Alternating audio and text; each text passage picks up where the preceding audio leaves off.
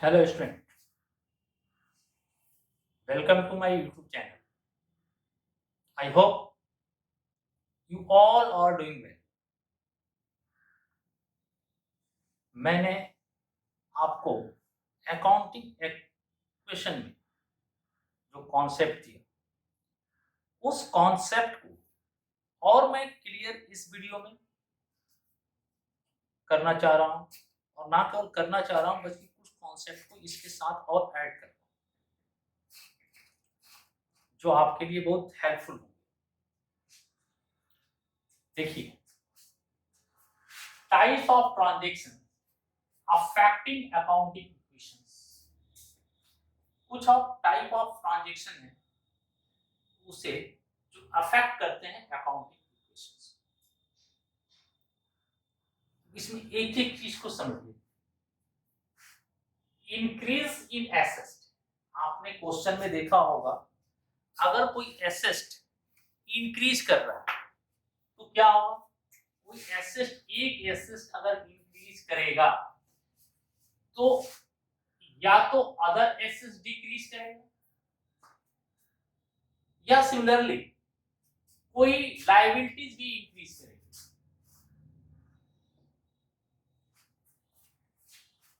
ध्यान रखिए, जो क्वेश्चन मैंने पढ़ाया है उसमें अगर आप ध्यान से देखिएगा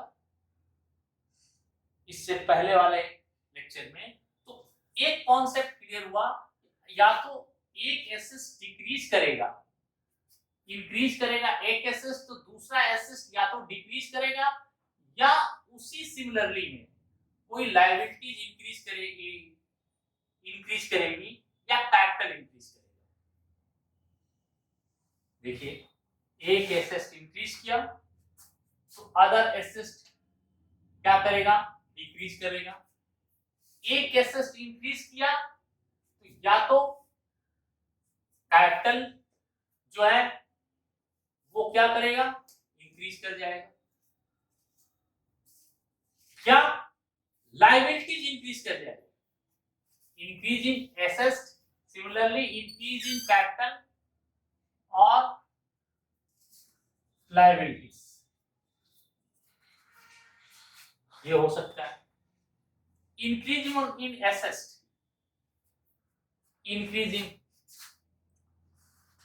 इंक्रीज इन लायबिलिटीज, यानी तीन कॉन्सेप्ट इसके साथ हुए। एक एसेट अगर इंक्रीज करेगा, एक एसेट अगर इंक्रीज करेगा तो तीन सिचुएशन मेरे सामने आती है, या तो कोई अदर एसेट डिक्रीज करेगा, या कैपिटल इंक्रीज कर जाएगा, या लायबिलिटीज इंक्रीज कर जाएगा, तभी अकाउंटिंग इक्वेशन प्रूफ होगा। जो मैंने क्वेश्चन सॉल्व किया है पिछले लेक्चर में, उसे अगर ध्यान से देखिएगा तो ये कॉन्सेप्ट निकल कर आता है। डिक्रीज इन एसेट, अगर कोई एसेट डिक्रीज किया तो या तो दूसरे साइड में लायबिलिटी डिक्रीज कर जाएगी, या कैपिटल डिक्रीज कर जाएगा, या कोई एसेट डिक्रीज कर जाएगा। डिक्रीज इन एसेट तो दूसरा एसेट और अदर एसेट डिक्रीज कर जाएगा। क्लियर? फिर मैं बोल रहा हूं, कोई एसेट अगर इंक्रीज करता है अकाउंटिंग इक्वेशन में, तो या तो कोई अदर एसेट डिक्रीज करेगा, जो यहां मैंने लिखा, या कैपिटल इंक्रीज कर जाएगा उतने ही अमाउंट से, या उतने ही अमाउंट से लायबिलिटीज की इंक्रीज कर जाएगी। ये तीनों में कोई एक सिचुएशन हो सकता है। अगर कोई एसेट डिक्रीज करेगा, या तो लायबिलिटी उतने अमाउंट से डिक्रीज करेगी, या कैपिटल उतने अमाउंट से डिक्रीज करेगा, या अदर एसेट कोई डिक्रीज कर जाएगा। Increase in one liabilities, similarly decrease in other liabilities, उसी के साथ डिक्रीज कर जाएगी अदर लायबिलिटी। अब मैं एग्जांपल लेता हूं, increase in one asset, decrease in other asset. Goods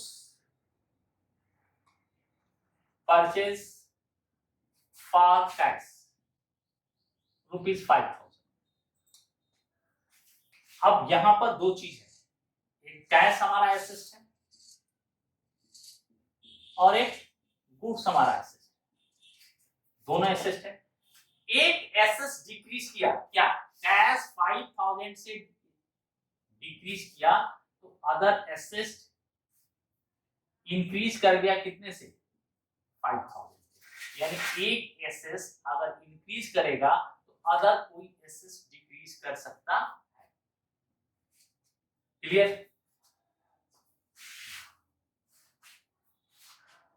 अब आइए, increase in assets, increase in liabilities. Capital introduce ₹5,000। अगर रिक्वायर्ड हुई तो कैपिटल आपने और बिजनेस में इन्वेस्ट कर दिया, कैपिटल इन्वेस्ट कर दिया तो कैश नाम का एसेट आपका इंक्रीज कर गया 5,000 से, और कैपिटल भी आपकी इंक्रीज कर गई 5,000। क्लियर? अब देखिए थर्ड पॉइंट। थर्ड पॉइंट क्या है, increase in asset similarly increase in liabilities. Goods purchases on credit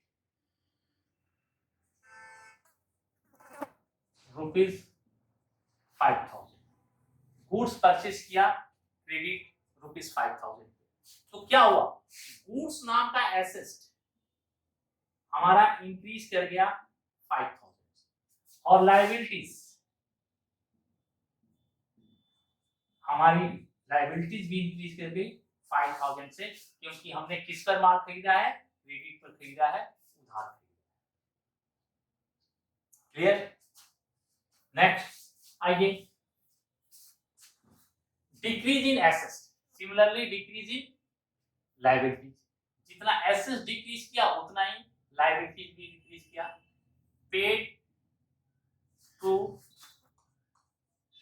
creditors ₹5,000। Creditors को पेमेंट करेंगे तो कैश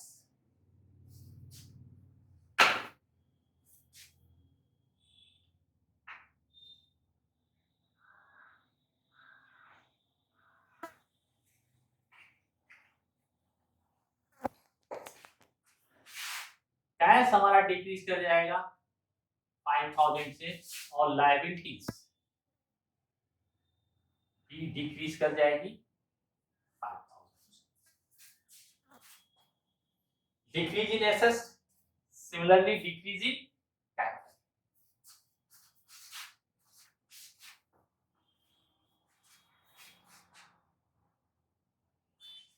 फिफ्थ वन,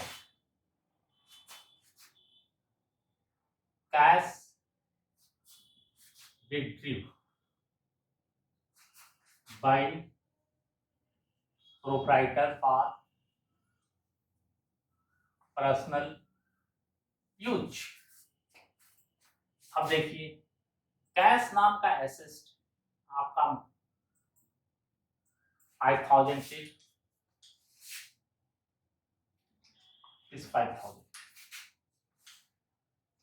5,000 से कैश नाम का एसेट आपका डिक्रीज कर गया, और कैपिटल भी डिक्रीज कर गई 5,000।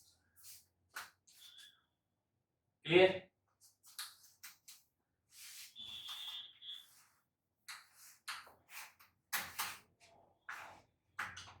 अब आइए छठा, increase in one liability similarly decrease in other liabilities. अब लायबिलिटीज है क्रेडिटर्स, ठीक। जब क्रेडिटर्स, बेसिक टर्मिनोलॉजी में मैंने बताया था कि जब क्रेडिटर्स रिटेन वे में कन्वर्ट हो जाता है तो उसे कहते हैं बिल्स पेबल, और दोनों ही लायबिलिटी। अब मान लीजिए कोई creditors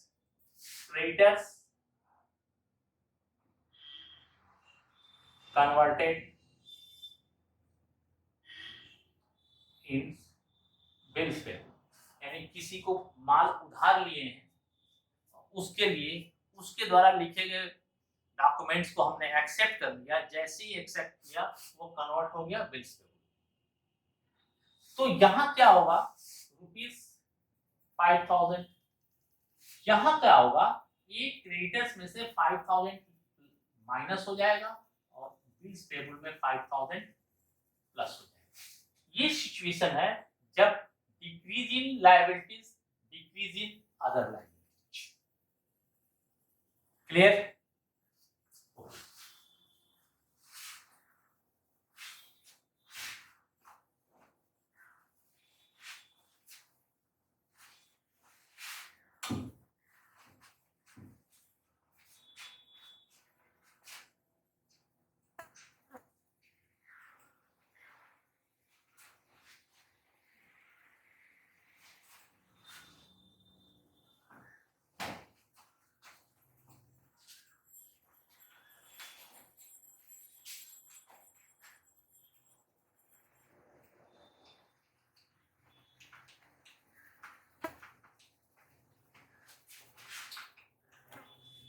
Calculation of capital and variables। अब आप देखिए, कोई व्यक्ति अगर अपने बिजनेस में कैपिटल को इन्वेस्ट करता है तो वह एक स्पेशल टर्मिनोलॉजी हो जाती है capital. First time capital invested in the business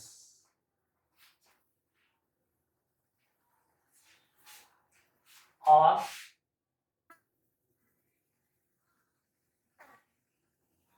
beginning of the year,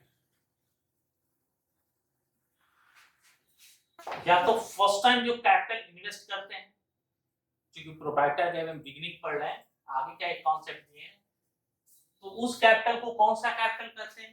आज जब बिगिनिंग ऑफ द ईयर होता है, शुरू में होता है, उस कैपिटल को क्या कहते हैं? उस कैपिटल को अकाउंटिंग टर्मिनोलॉजी में हम जिस नाम से जानते हैं उसे कहते हैं opening capital.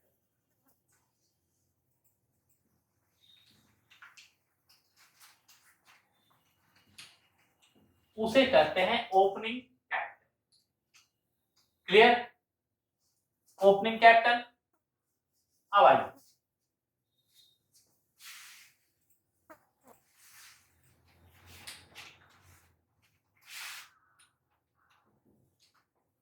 Fresh capital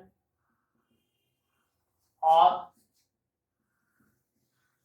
introduce capital और एडिशनल। कि कौन सा कैपिटल है? Capital invested in the middle of the year। Capital जो बीच में हम इन्वेस्ट करते हैं, जैसे बिजनेस की रिक्वायरमेंट होती है, तो ऐसे कैपिटल को हम लोग fresh capital, introduce capital, additional capital या फिक्स एडिशनल कैपिटल या इंट्रोड्यूस कैपिटल के नाम से जानते हैं।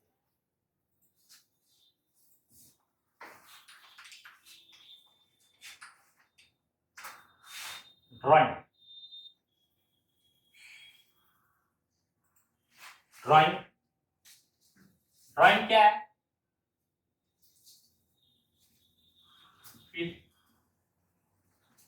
due by proprietor during the year. अगर प्रोप्राइटर्स अपने बिजनेस से कोई amount during the year withdraw करता है उसे कहते हैं ड्रॉइंग, और वो इक्वेशन में माइनस। क्लियर? प्रॉफिट,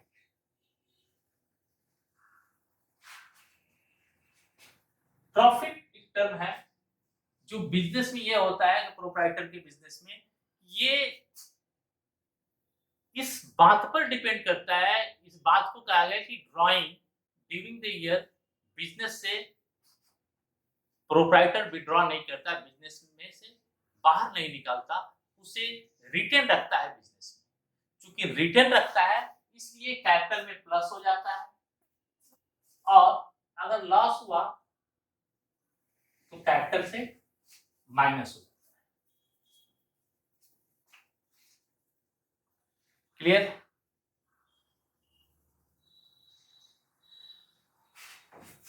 अब आइए क्लोजिंग है।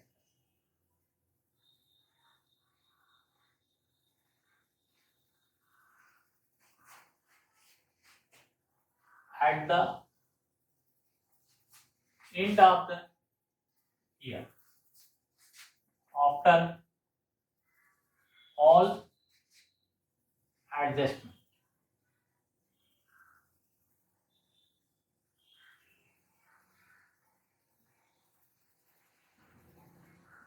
remaining capital, end of the year सभी कैपिटल के फॉर्मेट बताएं, इसको एडजस्ट करने के बाद जो कैपिटल बचता है उसे कहते हैं क्लोजिंग कैपिटल। क्लोजिंग कैपिटल इसका होता है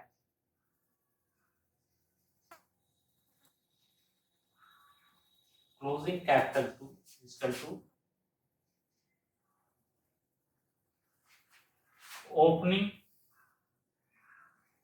कैपिटल प्लस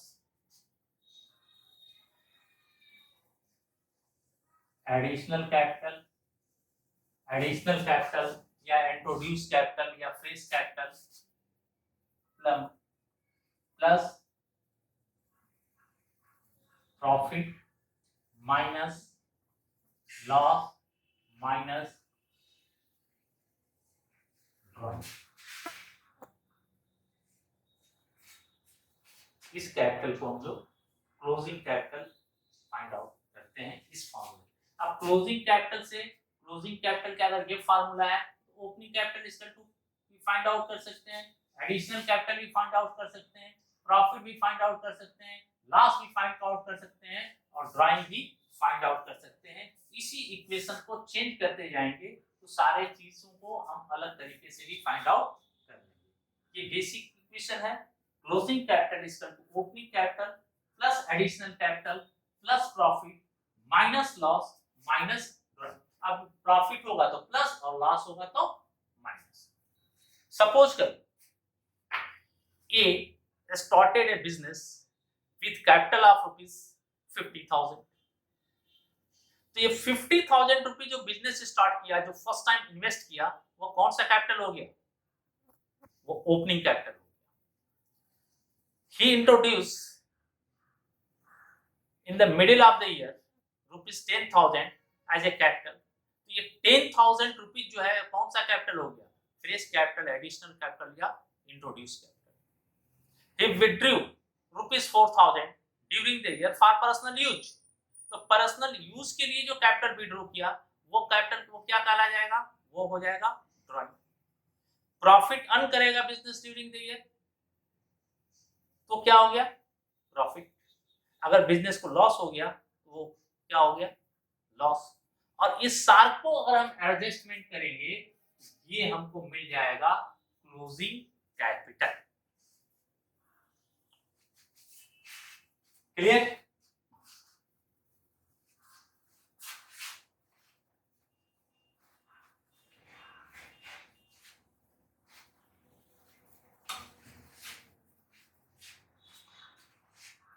एक क्वेश्चन लिखिए, कॉपी पेन उठा लीजिए और एक क्वेश्चन लिखिए। Mukesh started business on April 1st, 2018. Mukesh started business on April 1st, 2018 with capital of rupees 40,000. With capital of rupees 40,000, he introduced capital of rupees 10,000. He introduced capital of rupees 10,000 and withdrew rupees 5,000 and withdrew rupees 5,000 for his personal use. For his personal use. The Mukesh earned a profit at the end of the year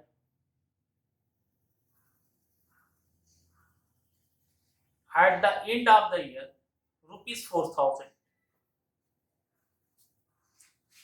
Calculate capital of Mukesh at the end of the year. अब आपको formula क्या बताया था?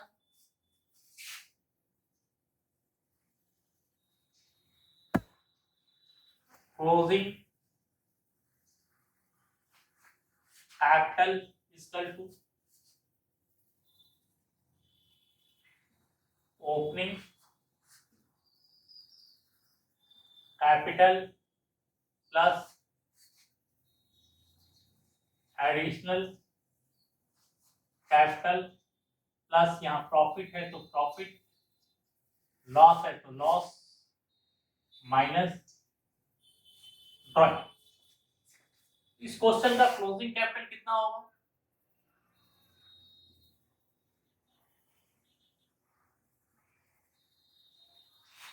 Closing capital इसका opening capital आपका 40,000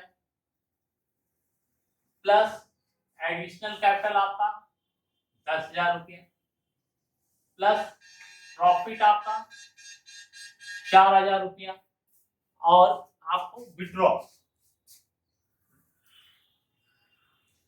loss है नहीं, drawing कितना है? 5,000। अब आप फाइंड आउट कर लीजिए क्लोजिंग कैपिटल। 40 और 10, 50 में से 5 चला गया, 45 और 4 49,000 रुपया आपका आ गया क्लोजिंग कैपिटल।